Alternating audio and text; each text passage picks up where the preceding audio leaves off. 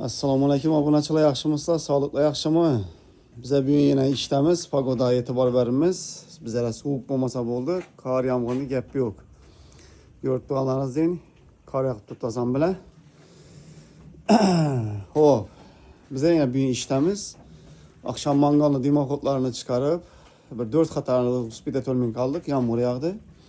Shunga hozir 4 qatorni o'rib bersak, xudo xolasa, o'sha ishimiz bu birinchi oshxonamiz bitadi bu xudo xolasa. Ko'rishingiz mumkin, bu maket holatida yasalgan hammasi. Buni usti obshipka bo'ladi. Xolasangiz kafelda urdirishingiz mumkin, xolasangiz granitdan. Endi u klient o'zina bog'liq. Qaysi agar o'zini o'ng'ayli bo'lsa, bostirib beraveradi. Eng asosiysi maketindan buni hamma gap do'stlar. Qazonlarimiz, dimoxodlarni hammasini chiqarib qo'yibmiz. Готов, уже tayyor ishlatishga.